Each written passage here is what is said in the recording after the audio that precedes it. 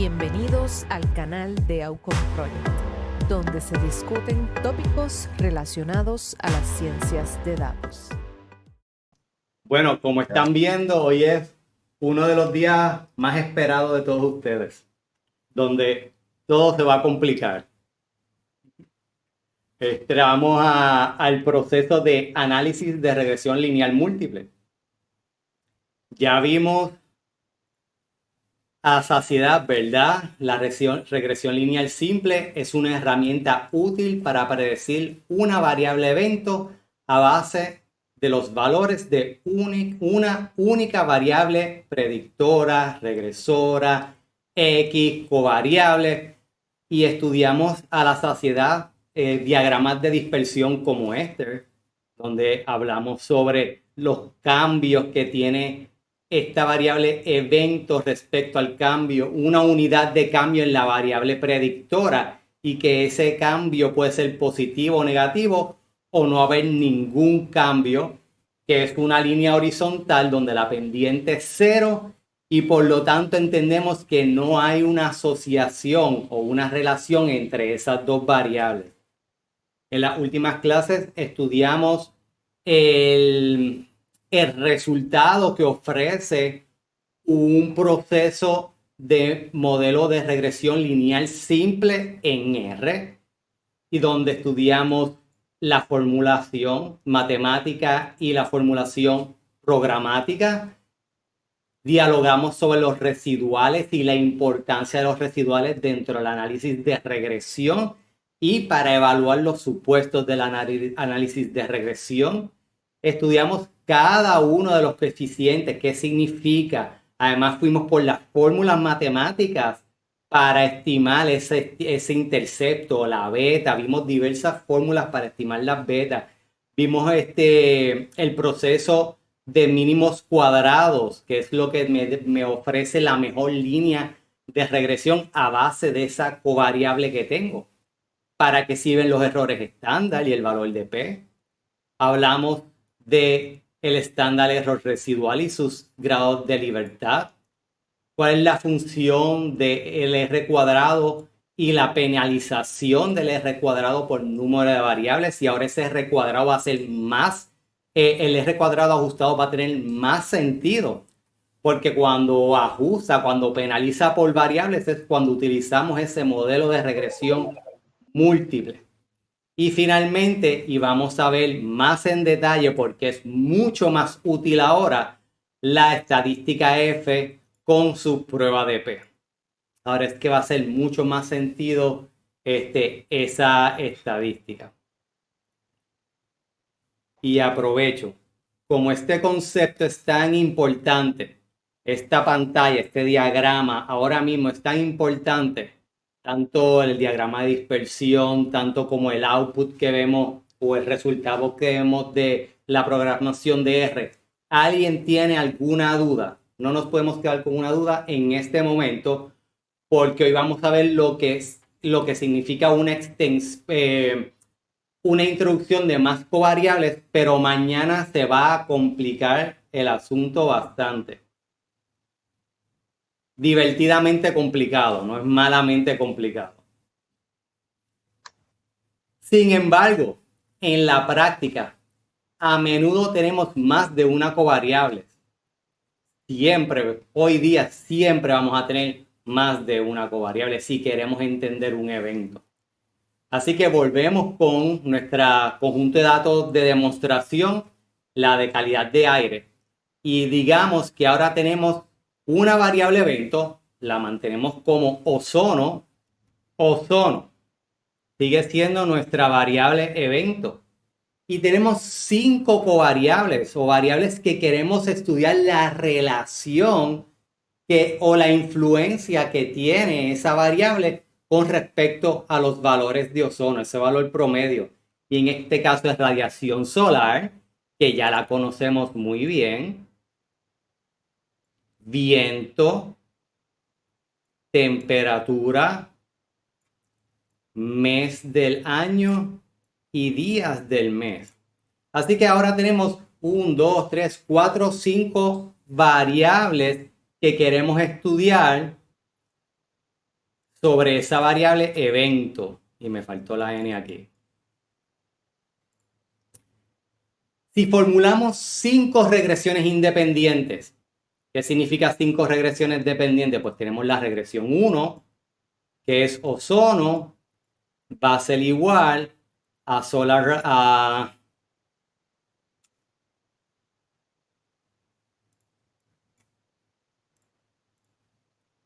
la beta 0 más la beta 1 por solar radiation más el error. Eso es un modelo. Y tenemos el modelo 2. Beta 0 más la beta 1 de ese modelo 2 más viento por viento más el error. Este sería el modelo 2 y así podemos seguir con diversos modelos. ¿Ok? Así que dice, si formulamos 5 regresiones lineales independientes, que ninguna tiene una relación con ella, podemos sí calcular la relación lineal entre cada una de estas variables y y. Pero no vamos a conocer la relación de estas dos variables en presencia de otras covariables. ¿Qué es lo que estamos diciendo? Que ahora lo que no podemos hacer es estudiar esta relación entre ozono y solar radiation. Si hacemos esto, no podemos estudiar la relación entre ozono y radiación solar en presencia de viento, temperatura, mes y día. Y eso es lo que es una regresión múltiple. Estamos observando una relación entre dos variables cuando hay presencia de otras variables. Así que se recuerdan que les mencionamos que vamos a promediar, en un momento me adelanté, aquí estamos promediando ozono por cada valor de radiación solar. Pero vamos a promediar el valor de ozono por cada valor de radiación solar y cada valor de viento. Así que ahora son 3 dimensiones. Y después entonces si tenemos 4 variables, ¿cuál es el valor esperado de ozono por cada valor de radiación solar, viento y temperatura? Son 4 dimensiones. ¿Ok?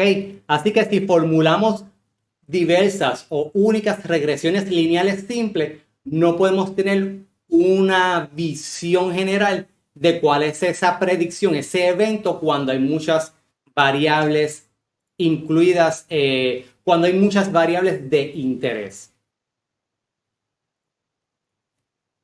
Por lo tanto, no podemos estudiar conceptos importantes como lo son el efecto de confusión o la presencia de interacción en la relación entre la variable regresora o regresoras y la variable evento. Y esto es cuando queremos estudiar causalidad, el efecto de una variable sobre otra.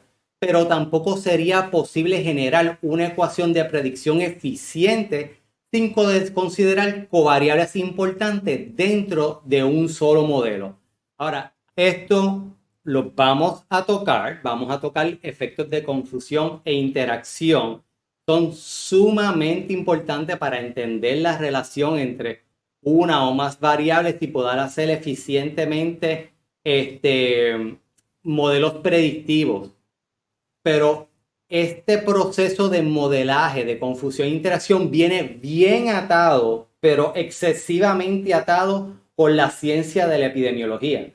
Así que cuando estamos formulando interacción, confusión y lo estamos interpretando o estamos decidiendo qué variables pudiesen ser aquellas que interaccionen o tienen un efecto de confusión, necesitamos tener un libro de epidemiología para repasar estos conceptos de manera teórica. En este momento es cuando más enlazado está, para mí, desde mi punto de vista, la epidemiología con la estadística, porque la epidemiología es esencial para el proceso de diseñar procesos efectivos de recopilación de datos y el proceso de interpretar resultados. Y cuando tú vas a probar hipótesis o diseñar modelos, pues entonces este proceso estadístico es más fuerte, más demandante o toma el rol más importante hasta que comienzas a introducir interacción o decidir qué variables vas a introducir como variables que interaccionan o variables que pueden generar un efecto de confusión. Así que recuérdense bien eso. Aquí es clave la epidemiología. Modelo de regresión múltiple. Con el objetivo de superar las mencionadas limitaciones, podemos extender la formulación del modelo de regresión simple a incluir otras variables. Así que, porque yo les mencioné que era tan importante entender ese resultado de modelos de regresión simple, porque matemáticamente es sencillo lo que tenemos que hacer. Solamente aditivamente vamos a incluir otra variable en el modelo. Y por el método de mínimos cuadrados, que ya conocimos, estudiamos, calculamos, y porque utilizamos las fórmulas, ella entonces va a calcular estas otras pendientes para cada variable nueva. Así que realmente la extensión per se de establecer un modelo lineal es sencillo. Lo que no es sencillo es ajustar este modelo a la mejor línea de regresión. Y mañana vamos a ver estrategias, algunas, comenzar con esas estrategias. Donde las XJ son las covariables, tenemos la X, variable 1, variable 2, perdón, variable 1, 2 y 3. Por lo tanto, tenemos 4 betas, la del intercepto, la pendiente 1, pendiente 2, pendiente 3 y el error. Así que K, en este caso, lo que va a significar es el número de variables que vamos a incluir.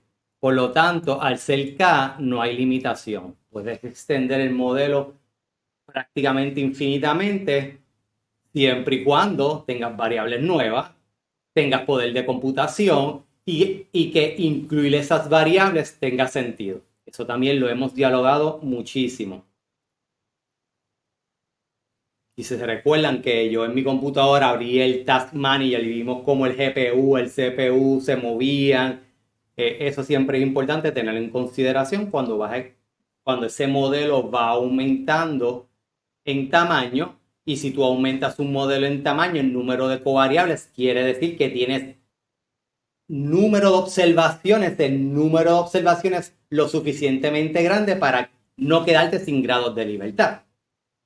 Pero vamos a ver estrategias cuando si se extiende demasiado el modelo y no tenemos variables para sustentarlos.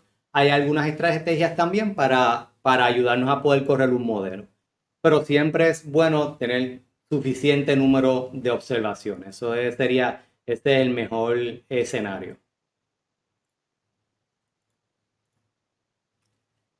Ecuación de un modelo de regresión múltiple. Ya lo vimos. La ecuación de regresión múltiple es la superficie descrita por los valores promedios de Y en varias combinaciones de valores desde X1 hasta las variables que vayas a introducir en este modelo. Y esto es, ¿verdad? Estoy repitiendo conceptos que mencioné hace unos minutos atrás.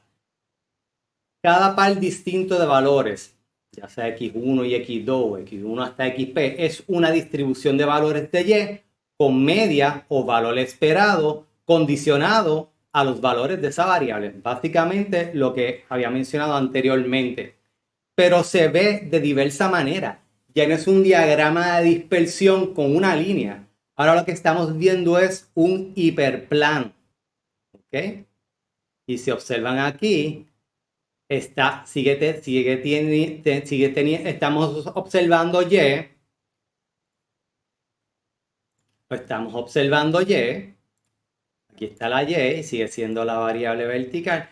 Pero entonces extendemos hacia un lado y hacia el otro. Pues son 3 dimensiones ahora. Y significa que 3 dimensiones porque solamente estamos visualizando 2 covariables.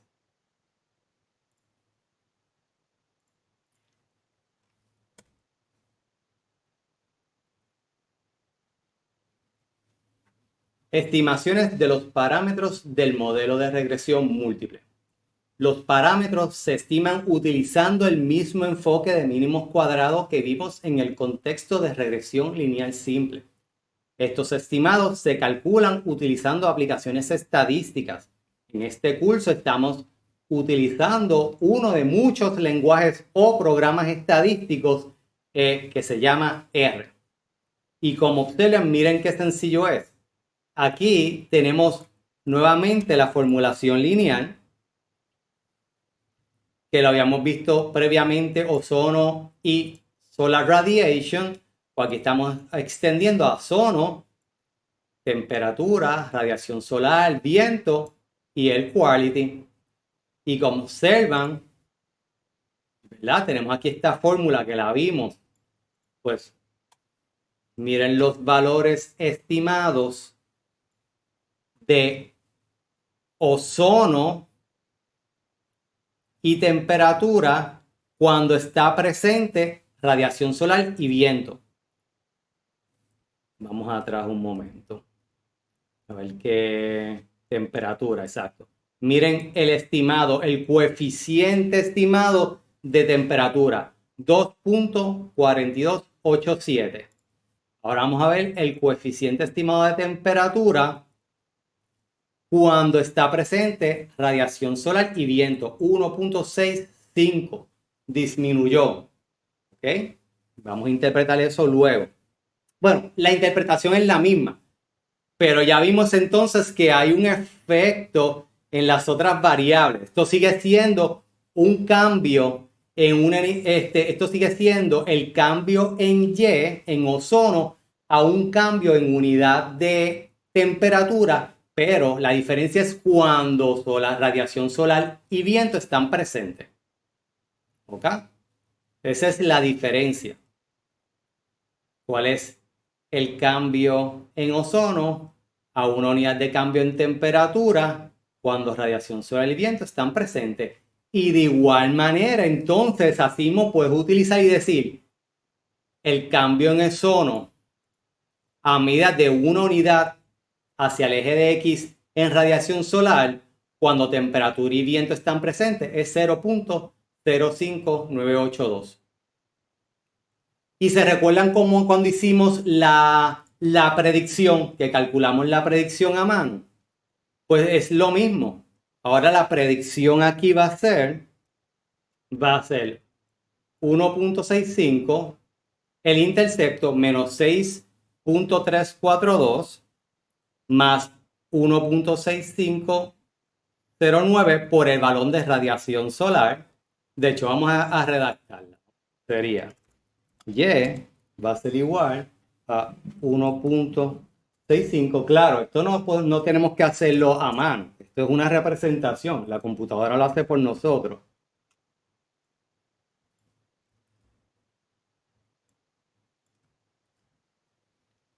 Más temperatura en la beta por el valor de temperatura que queremos escoger. Para que sepan de dónde sale la predicción, radiación solar por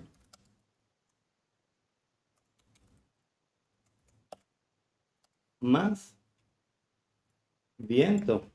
Es negativo. ¿Por qué es negativo? Bueno, lo vimos previamente que esa relación es negativa cuando estudiamos el diagrama de dispersión múltiple por Wien. Y ese sería entonces nuestro modelo de predicción. Que es exactamente esto que estamos viendo aquí y este modelo que estamos viendo acá. ¿Ok? Así que realmente, en términos de extender el modelo a más predictores, no es complejo. Y se interpreta de la misma manera, teniendo en consideración que, que hay unas variables incluidas en el modelo. Así que nuevamente, extenderlo a más covariables programáticamente no es complejo. Sí, se va a volver complejo cuando queremos escoger la mejor línea, cuando ya estamos evaluando ese modelo. Consideraciones generales cuando realizamos un modelo múltiple. Tratar con varias variables independientes simultáneamente en un análisis de regresión es considerablemente más difícil que tratar con una sola variable independiente. ¿Por qué? Porque es más difícil elegir el mejor modelo, ya que varios candidatos razonables pueden existir. Tú vas a decir, wow, estos dos modelos se parecen mucho, ¿cuál es el mejor? Es más difícil visualizar cómo se ve el modelo ajustado, especialmente si existen más de dos variables independientes, ya que no es posible graficar los datos o el modelo ajustado directamente en más de 3 dimensiones. Así que aquí tenemos este modelo en 3 dimensiones. Y bueno, así sencillamente visualmente podemos decir, va en aumento hacia esta área y hacia acá. Así que podemos decir que ozono aumenta con temperatura y aumenta con radiación solar. Pero, o sea, una gráfica de esta manera es bien compleja, realmente utilizarla. Se han inventado otros procesos de visualización. A ver si lo puedo buscar aquí rapidito. Se han inventado otros procesos de visualización, pero tampoco son tan eficientes y por eso es que tenemos procesos numéricos que nos ayudan a evaluar. En este caso, ya cuando estamos extendiendo, se recuerdan que yo les había mencionado que la visualización siempre es bien importante cuando estamos evaluando esos primeros modelos, estamos entendiendo la relación entre las variables o cuando estamos buscando colinearidad. Sí, sigue siendo importante ese proceso descriptivo. Ya cuando es este proceso que es multivariado de muchas variables, ya es más complejo. Se han inventado este tipo de funciones para tratar de visualizarlo. Y vemos, ¿verdad?, el gradiente hacia temperatura y hacia radiación solar aumentando, que es lo que habíamos visto en el diagrama de dispersión múltiple. Pero realmente, pues no, es bien difícil interpretarlo. Y como esto es tan difícil, imagínense, esto solamente son 3 dimensiones, imagínense en 4, 5, 6 dimensiones, ya no tiene sentido hacer este tipo de procedimiento. Lo que vamos entonces a estar haciendo son procesos de cómputos para evaluar la calidad del modelo próximamente, en próximos clases. A veces es más difícil interpretar qué significa el mejor modelo estimado en términos de la vida real. Ya cuando ese modelo se comienza a extender, es muy difícil poder establecer unos procesos causales en términos de qué ocasiona esta variable específica a una enfermedad. Por eso muchas veces en epidemiología, muchas veces no, por eso en epidemiología el gold standard son los ensayos clínicos, porque los ensayos clínicos tú tratas de controlar prácticamente todo el ambiente de esa unidad de estudio, ya sea ser humano, un animal, plantas, etc. E introduces un factor que tú entiendes que te va a afectar ese evento. Y tú puedes medirlo, ¿verdad? Puedes hacerle esa secuencia que teniendo en controlado todos estos otros variables o otros factores biológicos, este evento está ocasionando o no está ocasionando cambios en lo que tú quieres, en el evento que estás midiendo. Un ejemplo bien que yo siempre he utilizado, que es bien chocante, ¿verdad? Si tú pones a una persona en una burbuja de cristal y le pones monóxido de carbono, una persona que posiblemente tenga hipersensibilidad y tenga la condición de asma, tú estás provocando ese evento. Y son procesos que tú controlas y puedes medir un efecto, pero hay que tener mucho cuidado con qué tipo de estudio te estás realizando, porque pueden ser completamente no éticos como en ese caso. Y los cálculos son prácticamente imposibles sin acceso a una computadora de alta velocidad y un programa informático. En cursos pasados hicimos el cálculo a mano, vimos las fórmulas, etcétera, pero ya no podemos hacer eso. Ahora es totalmente imposible pueda hacer un modelo de regresión cuando se extiende a muchas variables. Y como mencionamos también previamente, depende de la cantidad de datos, la cantidad de parámetros o variables que tengamos, entonces va a afectar significativamente que tú puedas ejecutar o no ese modelo de regresión. De hecho, siempre ha tenido un problema, que es lo que le llaman que es un consumidor insaciable de memoria, específicamente del RAM, el Random Access Memory. Y hay unos procesos que ya han logrado mejorar esta limitación, pero siempre sigue siendo una limitación de R. Porque todo lo que hace es que todo lo que utiliza lo cargo a Random Access Memory y te lo va a consumir. Así que a medida que va aumentando los datos, se está consumiendo ese RAM. Y si el RAM llega al tope, la computadora se paraliza. Hay otros programas que funcionan llamando a disco duro y tú lo que puedes hacer es crecer el disco duro. Así que depende de muchos factores cómo esto va a influenciar. Hay muchas maneras de sobrepasar esa limitación, ¿verdad? Una de ellas es siendo eficiente con la utilización de datos. Otra es cargar los datos a un servidor y llamar con otros paquetes los datos al servidor y analizarlos allá por varios procesos. Hay unos paquetes que permiten que R sea más eficiente. También depende de la computadora que tengas, tú puedes aumentar tu RAM. O sea, sí hay muchas cosas que uno puede hacer. Pero nuevamente, como ven, es muchas consideraciones. Miren aquí, déjenme ver si lo puedo ver. Miren mi memoria. Yo tengo 47.8 RAM. Cuando en original esta computadora había venido con 16. Y yo lo que hice fue que compré adicional y la aumenté. ¿Ok? Eso fue una de las estrategias que yo hice. Pero hay muchas estrategias diferentes. Y depende del caso particular, en tu caso, en ese momento particular. Lo primero siempre es aumentar los datos. Bueno, realmente hay un cálculo. Tú puedes hacer un cálculo que tú dices, si mis datos son de este tamaño, ¿cuánto RAM me va a consumir?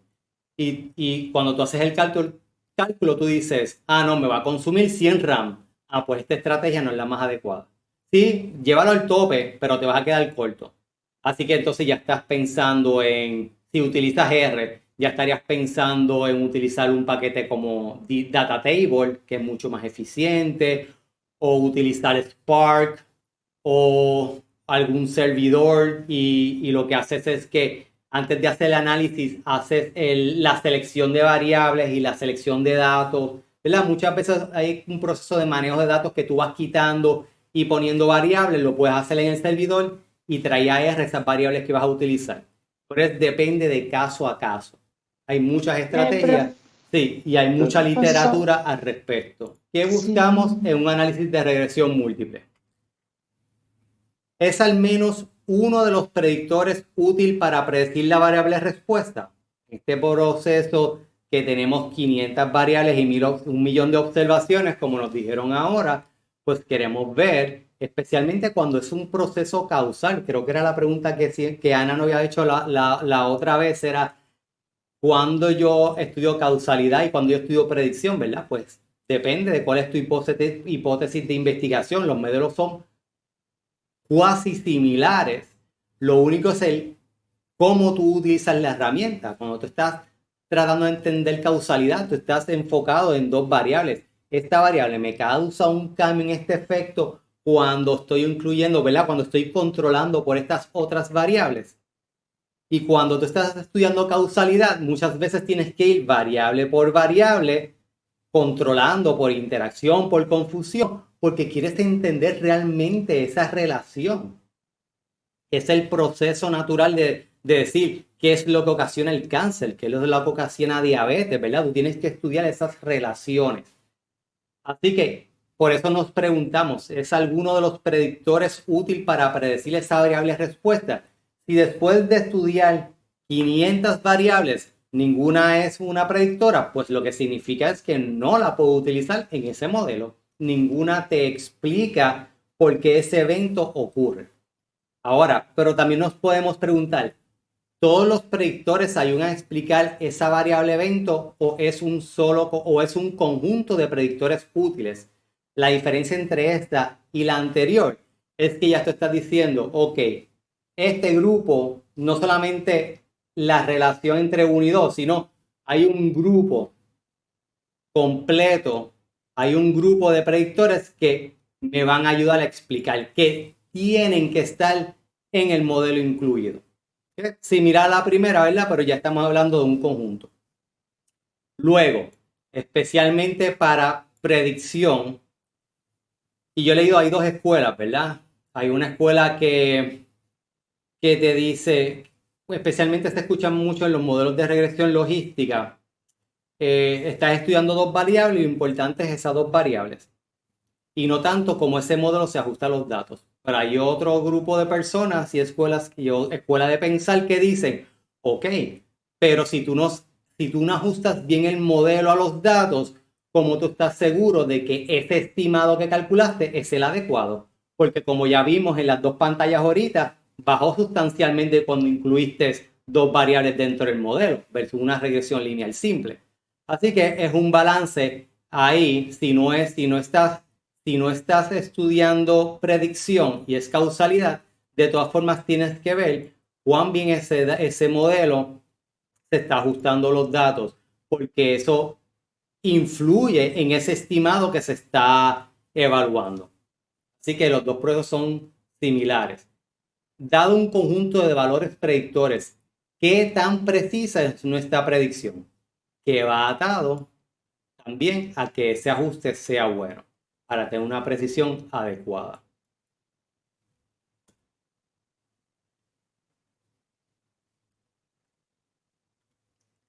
Existe una relación entre la variable respuesta y los predictores. Esa es la pregunta que nos hacemos, ¿verdad? Con el objetivo de contestar esta pregunta, formulamos la hipótesis de si al menos una de las predicciones es diferente a 0. Se recuerdan que en regresión lineal simple es que si la beta 1 es diferente a 0, pues en regresión lineal múltiple es si las betas son igual a 0 o alguna de ellas se desvía de 0. Por lo tanto, la hipótesis alterna es por lo menos una de las betas no es 0. Por lo menos. Y para eso ahora es que tiene sentido tener la prueba F. Porque la prueba T, la que vimos previamente, vimos las dos y la interpretamos, pero ahora la F tiene más sentido. Porque la T te menciona si esta variable aporta significativamente al modelo. Pero la F te prueba si alguna de ellas por lo menos afecta significativamente al modelo.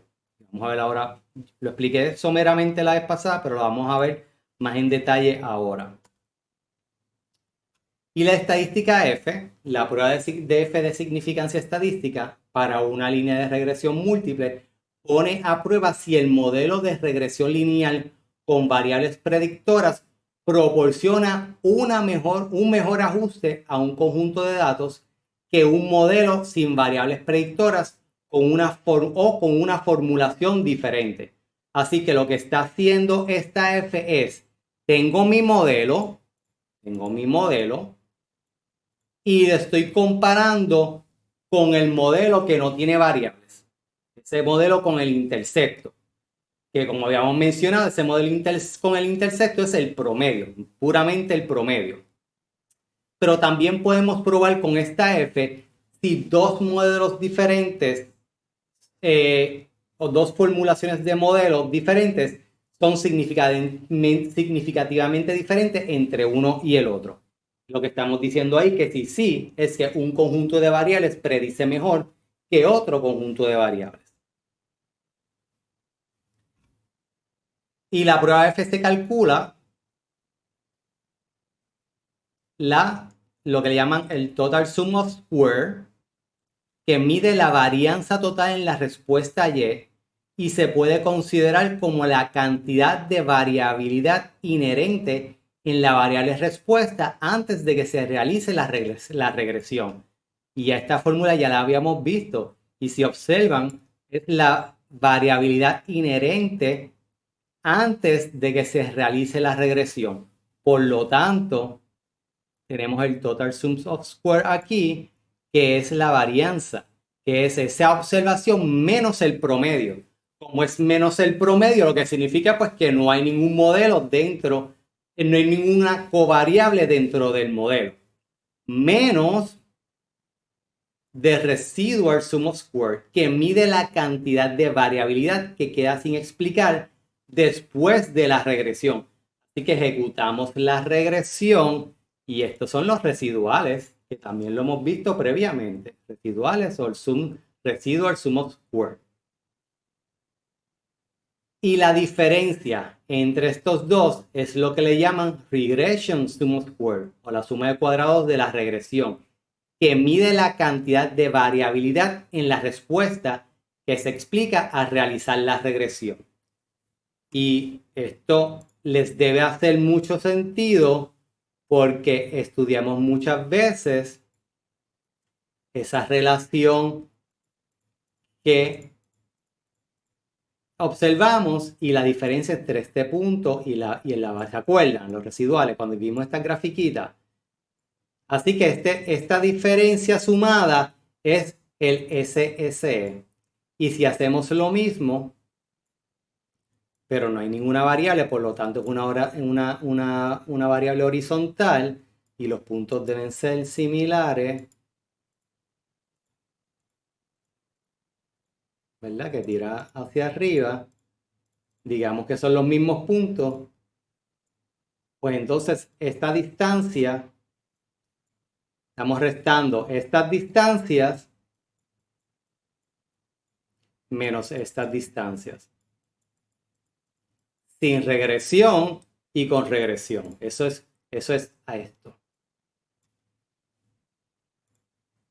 Y lo ajustas por sus grados de libertad y lo divides entre ese residual sum of square. Y esa es la famosa prueba de F. Que como ven es súper sencilla. Se calcula con los conceptos que ya hemos visto hasta el momento.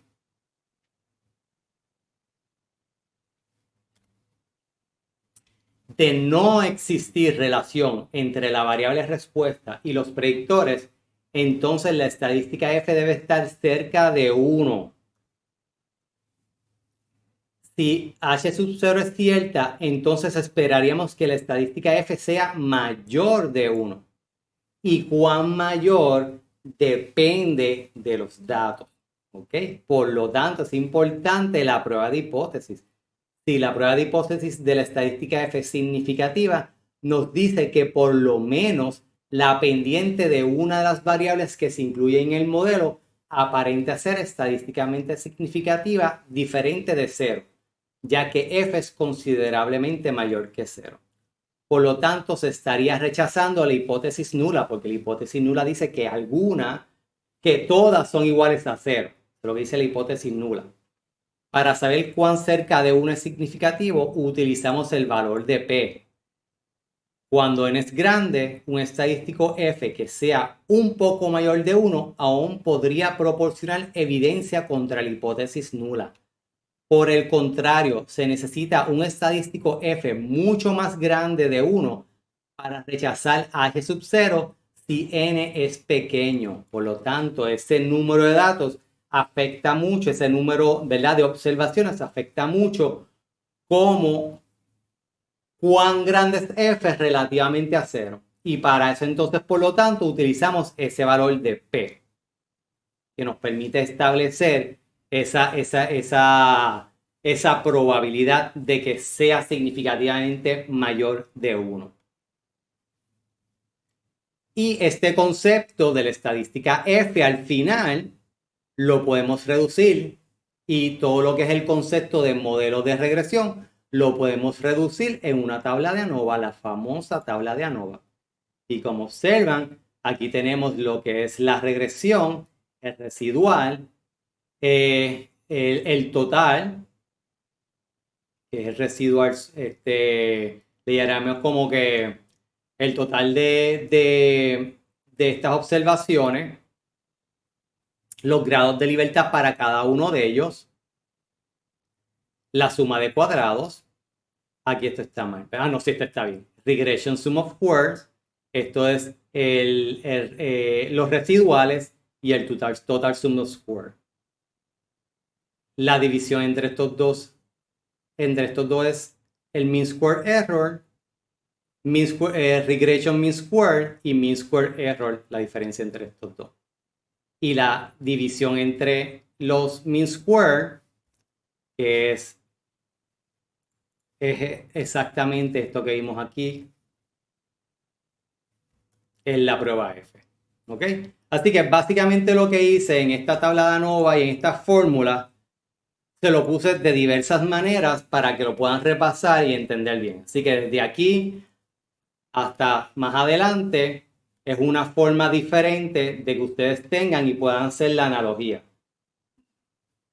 ¿Ok?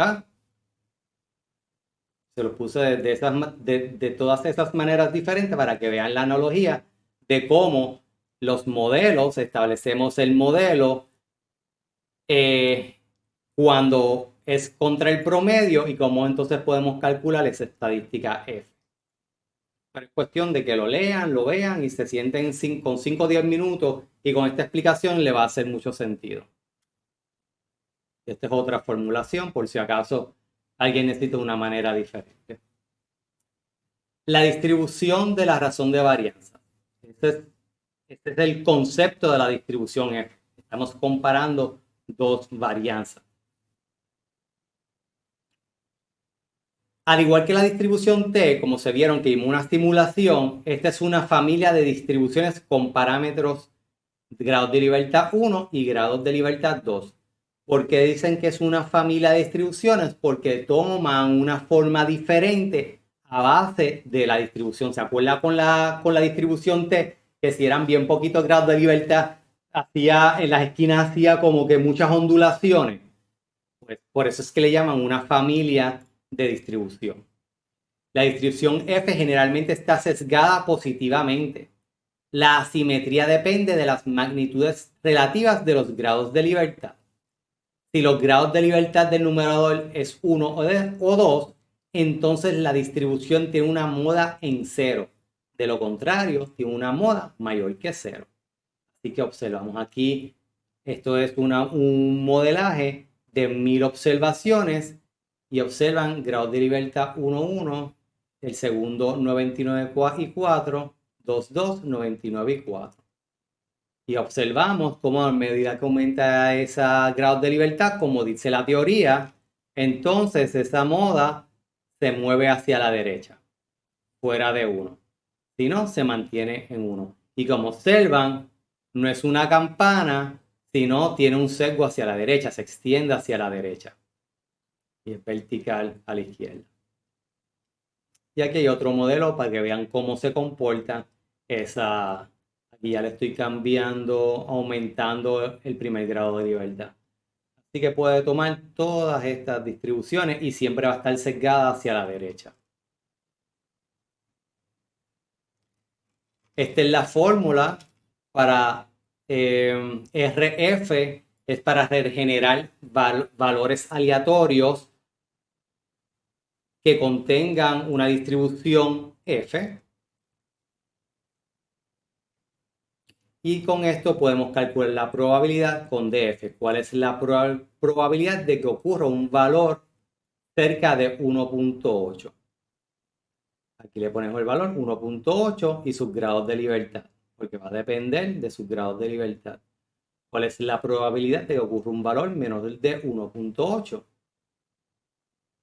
Y puedo utilizar esta fórmula. Y esto se ve, y Cintia sabe, se ve en el curso anterior, bien en detalle, de cómo utilizar esta fórmula en R. ¿Cuál es la probabilidad de que ocurra un valor mayor que 1.8? ¿Cuál es el valor de la distribución cuya densidad de probabilidad es 0.7319? ¿O hasta qué valor se acumulan el 73% de los datos? Y vas a utilizar QF, manteniendo esos grados de libertad. ¿Ok? cuál es el valor de la distribución cuya densidad de probabilidad es 99%, QF. Pero esto lo vemos en el curso anterior. Poner a prueba si un conjunto de variables predictoras es igual a 0. Ya, esto lo vimos. Lo debo quitar la vez próxima. ¿Por qué necesitamos la prueba F si tenemos la prueba parcial T? Es cierto que la estadística T nos indica cuál variable explicativa es significativa y cuál no lo es. Pero esto no siempre nos da una idea completa de si el modelo en sí es significativo para predecir la variable de respuesta. Es importante tener en cuenta que la estadística T solo nos proporciona información sobre cada variable explicativa individualmente, pero no nos explican cómo interactúa entre sí en el modelo. ¿Ok? La estadística F, por otro lado, evalúa el modelo en su conjunto, teniendo en cuenta la interacción entre las variables explicativas, o la interacción o la influencia que tiene cada variable, ¿verdad? Porque de interacción hablamos cuando formulamos la interacción entre modelos. Aquí debe decir más bien la influencia entre cada variable. Digamos que tenemos 100 variables predictoras y la hipótesis nula es que todas las variables, todas las pendientes son igual a 0. Así que observen este valor, 100. Tenemos 100 variables predictoras. En esta situación, solamente por el efecto del error, el efecto al azar, esperaríamos que 5 de estas betas tengan un valor de P menos de 0.05. Así que si utilizamos la prueba T y ponemos a prueba si cada una de esas variables es significativa, y eso lo vamos a ver, ahí debía haber puesto un output plot. Si tenemos 100 predictores, 5 de ellos posiblemente den significativo por puro chance. Estamos tirando la tómbola, ¿verdad? Y sabemos que vivimos en un mundo estocástico y va a haber errores. Por puro chance va a salir por lo menos una o hasta 5. En otras palabras, esperamos ver aproximadamente 5 valores P pequeños, incluso en ausencia de una verdadera asociación, entre los predictores y el evento, puramente por al azar. Por lo tanto, si utilizamos los estadísticos T individuales y los valores P asociados para decidir si existe o no una asociación entre las variables y la respuesta, existe una gran probabilidad de que concluyamos incorrectamente que existe una relación. Así que digamos que introducimos una serie de variables y entre ellas hay unas variables que salieron significativas pero que realmente no son significativas. Eso no lo vamos a ver. Sin embargo, el estadístico F no sufre este problema porque ajusta al número de predictores. Por lo tanto, si la hipótesis nula es verdadera, la hipótesis nula es esta, solo hay 5% de probabilidad de que el estadístico F dé como resultado un valor por debajo a 0.05, pero se mantiene la probabilidad, ¿verdad? El problema es que acá, al aumentar el número de variables, va a aumentar la posibilidad de tener variables que den positivo. Así que 105 de 210, de 315. Este es el problema que tenemos meramente por utilizar la prueba T. Así que la F lo conglomera. Por lo tanto, reduce la posibilidad de cometer el error de rechazar la hipótesis nula cuando es cierta. Eso es lo que hacemos con el estadístico F. Reduce la posibilidad de cometer el error de rechazar la hipótesis nula cuando es cierta. Lo que significa es que estaríamos diciendo que hay una asociación cuando realmente no lo hay.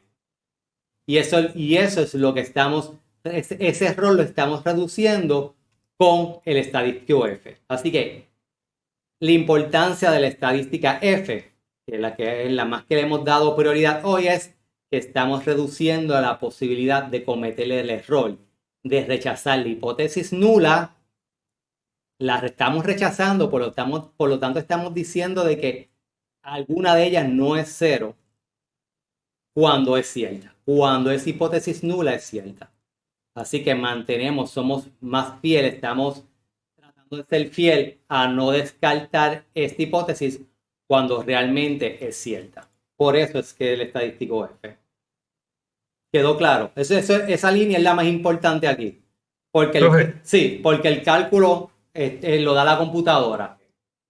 Y lo que te dice el valor de la estadística F es que si es mayor de 1, mientras más alejado de 1 esté esa estadística o ese estadístico,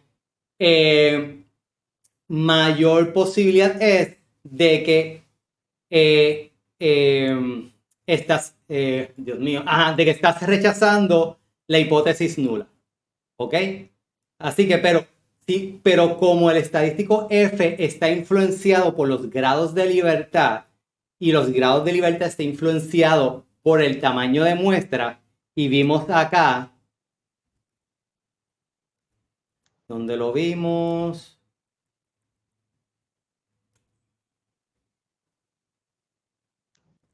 donde hablábamos de eso mismo, del tamaño de muestra.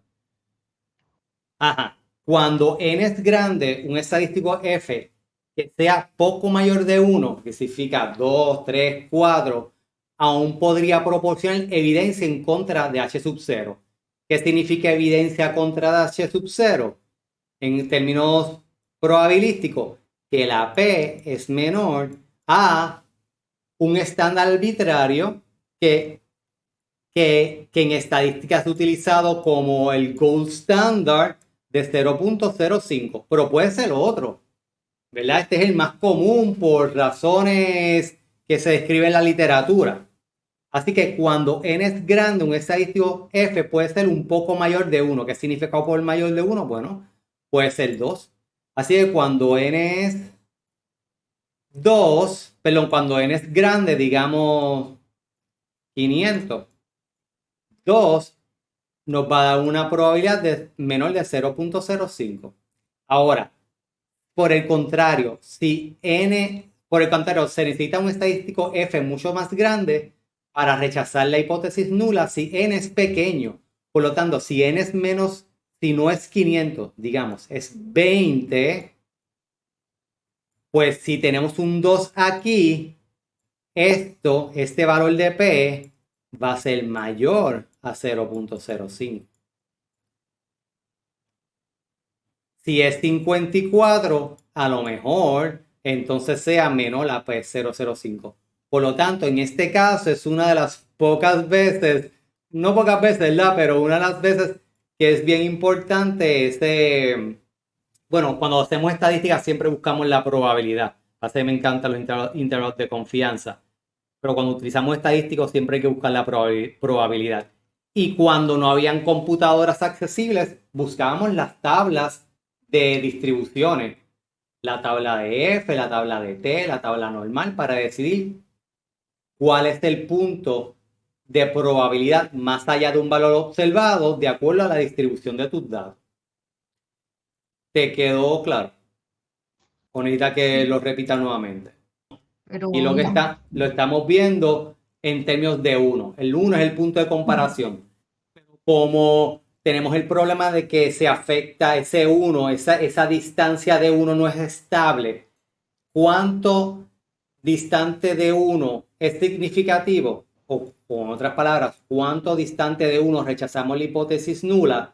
Depende de los datos, de el número de datos, el número de observaciones, pues entonces sacamos esa probabilidad, que es esta aquí. Y en este caso, todas mis variables salieron significativas y me aseguré de reducir mi posibilidad, reducir la posibilidad, porque con todo y eso puede que suceda. Y vamos a ver técnicas para reducir aún más esa posibilidad de cometer ese error. Cometer el error es rechazar la hipótesis nula cuando es cierta. Para eso es este estadístico. Bueno, ¿cuándo debemos utilizar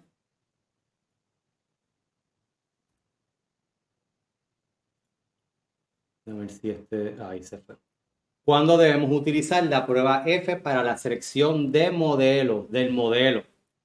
El enfoque de usar un estadístico F para probar cualquier asociación entre los predictores y las respuestas funciona cuando el número de predictores, vamos a decir que predictores es K, es relativamente pequeño en comparación con N.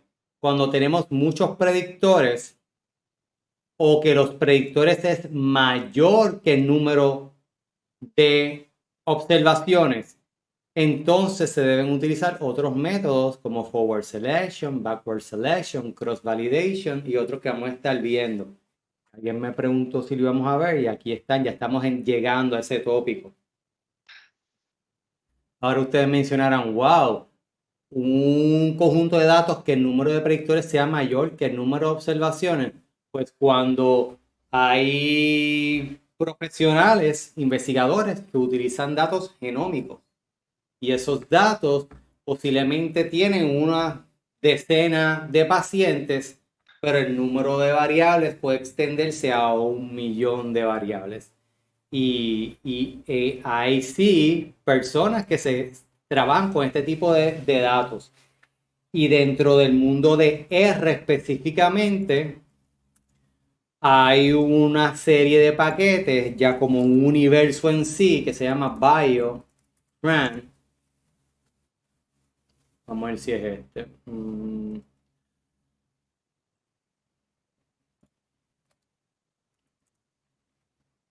Bioconductor. Y es un open source software for bioinformatics. Y tiene muchos procedimientos, está desarrollado sobre R, ¿verdad? Miren aquí, install R. Y es específicamente para bioinformática y tiene procedimientos bien específicos para trabajar con conjunto de datos donde su número de variables es mucho mayor que su número de observaciones. Selección de variables. Todos los predictores ayudan a explicar Y, o es solo un subconjunto de predictores lo que son útiles. Eso es lo que significa selección de variables. Va a estar en un proceso de ver de cuáles de estas variables aportan el modelo y cuáles no. Y las que no las vas descartando. Para que tener cuidado, ¿verdad? Que cuál es la influencia, y la vamos a entrar en detalle, cuál es la influencia o cuál es el efecto de una variable influenciado con otras variables, porque a lo mejor por sí sola no es importante, pero en presencia de otras variables es importante. O al contrario, por sí sola sí es importante y en presencia de otras variables no es importante. Se puede ver ese tipo de observaciones o eventos. Luego de determinar que al menos una de las pendientes es distinta a 0 por medio del estadístico F, queremos saber cuáles de los predictores son importantes para mantenerlos en la formulación del modelo. Este procedimiento se le conoce como selección de variables. Para seleccionar un modelo necesitamos comparar diferentes formulaciones, por lo que el número de formulaciones posibles es 2 a la P. ¿Qué significa 2 a la P? Si contamos con 2 predictores, serían 4 distintos modelos a comparar. Si contamos con 500 variables predictoras, podemos hacer 1.073.741.824 diferentes tipos de modelos. ¿Ok? ¿Qué significa esto? Por lo tanto, aquí una coma. Necesitamos procedimientos automatizados de selección de variables y comparación de modelos. Por lo tanto, necesitamos conocer muy bien nuestra herramienta, nuestro paquete estadístico.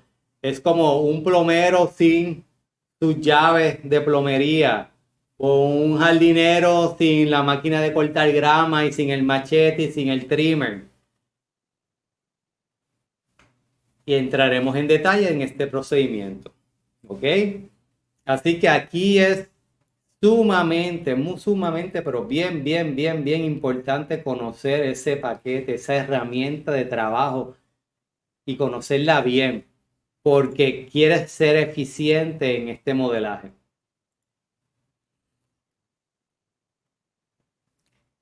Que también se ajusta el modelo a los datos.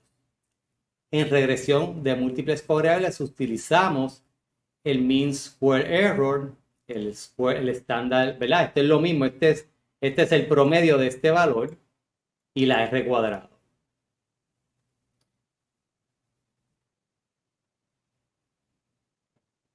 Este es el error estándar de los residuales y el promedio del error estándar de los residuales y el coeficiente de determinación. Un valor de R cuadrado cercano a 1 indica que el modelo explica una gran parte de la varianza en la variable respuesta. Pero como les mencioné previamente, es bien importante porque siempre creemos que la R cuadrada es lo más importante de un modelo de regresión. No. Una limitación de R es que siempre aumentará cuando se agreguen más variables al modelo, incluso si esas variables están asociadas débilmente con la respuesta. Esto ocurre porque al agregar otra variable siempre da como resultado una disminución en la suma de cuadrados residuales en los datos de entrenamiento.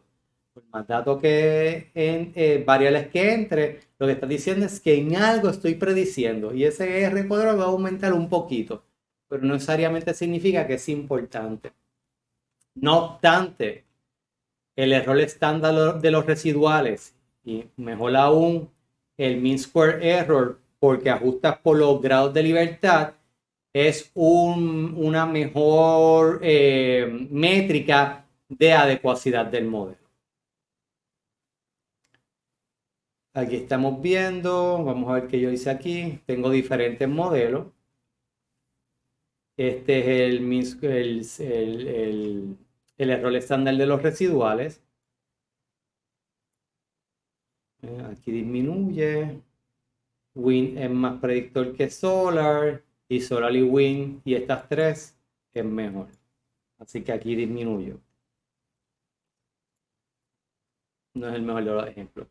Bueno, predicción. Dado un conjunto de valores predictores, ¿qué tan precisa es nuestra predicción? Luego de que la formulación es evaluada, predecir es sencillo con un paquete estadístico.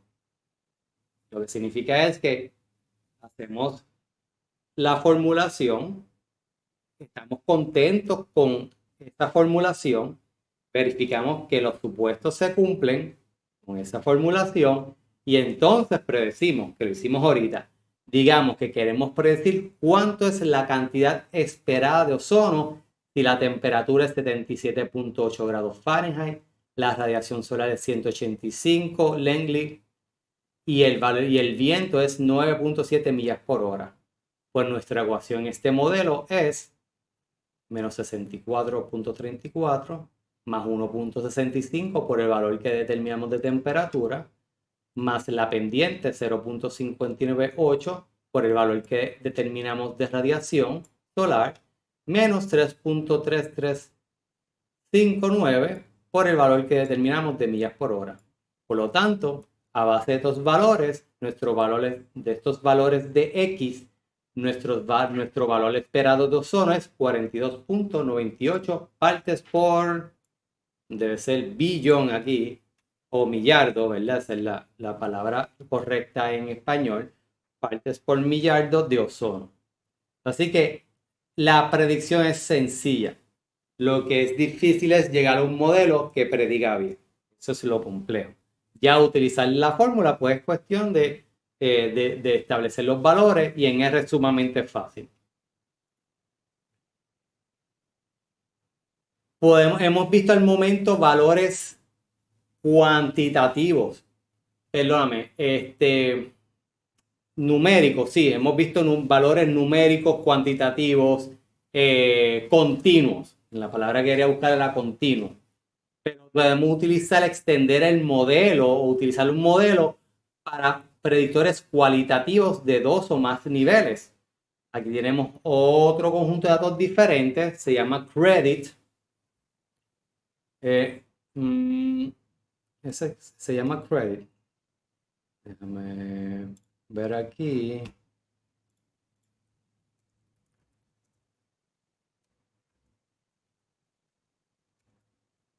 No, yo creo que... mira aquí.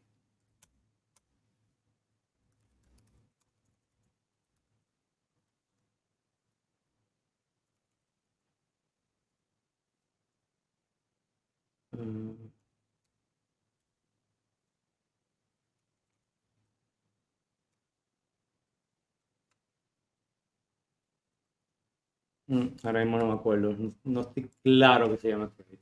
Pero nada. Le enseño luego el Data Dictionary. Por aquí lo que queremos, las dos variables que vamos a utilizar es balance en tarjetas de crédito en dólares y si la persona es propietaria de un hogar. ¿Ok? Tenemos una variable de respuesta, evento continua, balance de tarjeta de crédito en dólares y una variable predictora que es categórica. 0 no es propietario, 1 sí es propietario. Aquí tienen la descripción, las estadísticas descriptivas. Balance de 0 hasta balance de $2,000 con un promedio de 520. Y 193 no son propietarios de un hogar y 207 son propietarios de un hogar. Establecemos el modelo de regresión idéntico. No hay cambio en la formulación de R o de algún otro paquete estadístico. Y te provee exactamente los mismos valores, el output, ¿verdad? Lo que te provee R es idéntico también, el intercepto, la pendiente, el R cuadrado, todo es lo mismo. Lo único, el factor dicótomo está representado como una variable 0 y 1, lo que llaman dummy. La función de regresión sigue siendo igual. Pero en este caso, cuando vamos a hacer la predicción, si el valor de x es 1, la formulación es beta 0 más beta 1 más el error. Pero si es 0, algo multiplicado por 0 es 0. Por lo tanto, si es 0, la formulación de cuando y es igual a 0 o esa predicción va a ser solamente el intercepto. Por lo tanto, si la persona no tiene propiedad, otra palabra que es 0, esto es importante ver cuál es la codificación. Si la persona no tiene propiedad, interpretamos que el balance promedio en tarjetas de crédito es de aproximadamente $510. Miren aquí, como la formulación es 0, pues es 509.8 más 19.73 por 0. Por lo tanto, es 509.09 o 510. ¿Ok? Ahora, si la persona tiene propiedad, interpretamos que el balance promedio de la tarjeta de crédito es aproximadamente 509.8 más 19.73, que es igual a $529.53. Por lo tanto, hay una diferencia de $19 en balance entre una persona con propiedad versus una persona que no tiene propiedad. Míralo aquí. ¿Okay? Este es cuán más balance tiene en promedio una persona con propiedad que una persona sin la propiedad. Y siempre vamos a establecer que uno de los grupos de comparación es ese valor de referencia. Y por lo tanto estamos interpretando a base de los que sí tienen, los que son el 1 versus los que no, los que son 0. Cuando vayan a hacer esto, tengan mucho cuidado cuál es el número de esa variable dummy que su paquete estadístico agarra como el valor de referencia, porque los paquetes cambian. ¿Ok?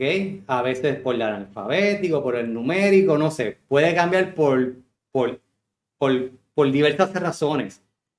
De igual manera, si tú necesitas que el valor de referencia sea diferente, o tú le cambias el número dummy, o hay funciones en R, 1 hay una que se llama ref, No es ref. Relevel. Creo que es esta.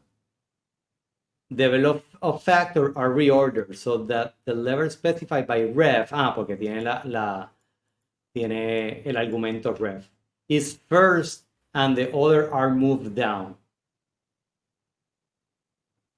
This is useful for control treatment contrasts which take the first level as the reference. ¿Ok?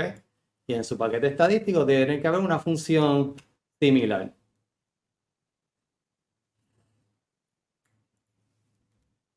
Si se extiende a más de 2 niveles, pues lo que estamos haciendo es comparando ese nivel con el de referencia y el otro nivel con el de referencia. Siempre vamos a interpretarlo con el de referencia.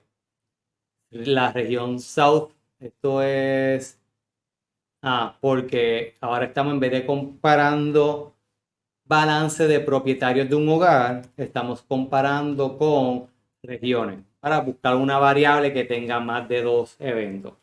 Así que estamos comparando Region South con Region East. Así que la región sur tiene menos $12.5 en balance en promedio menor a la región este. Y la región oeste tiene en promedio un balance menor de 18.69, o sea, 531 menos 18.69. Así que estamos comparando las otras regiones o las pendientes. Lo que nos indican es el valor de esta categoría comparado con el valor de referencia. ¿Ok?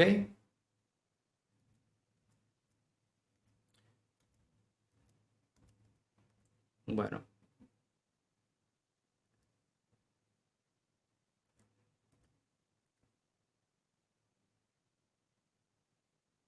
Vamos a saltarle esto, no es tan importante.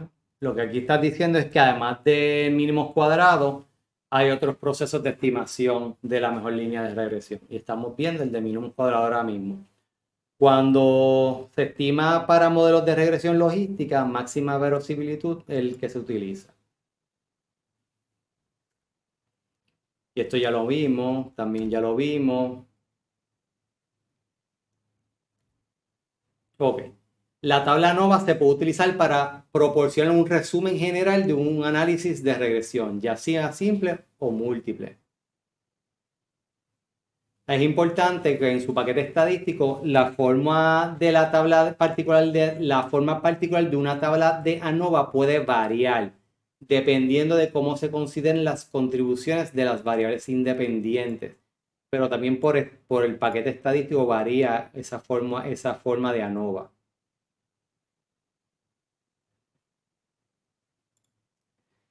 Y aquí es el ejemplo de cómo utilizar el análisis de varianza para comparar dos modelos. Si vienen a ver aquí en el resultado, tengo el modelo 1, que es ozono y temperatura,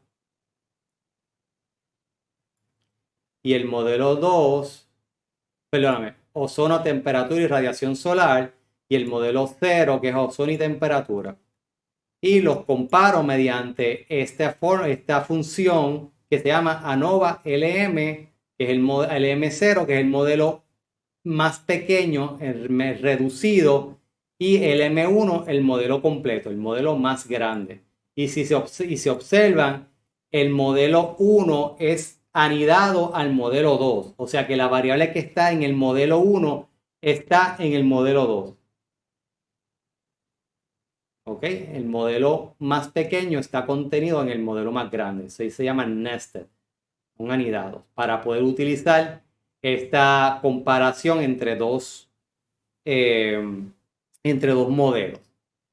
Y esta estadístico F, que es lo que estaba mencionando Carlos ahorita, lo podemos utilizar para comparar dos modelos diferentes. Se recuerdan que ahorita lo vimos para asegurarnos de que esa F, de que esa pendiente, no estuviéramos rechazando la hipótesis nula cuando realmente es cierta. Aquí lo que estamos haciendo es comparando si el modelo más grande da mejor predicción al modelo más pequeño. Lo que estamos haciendo aquí.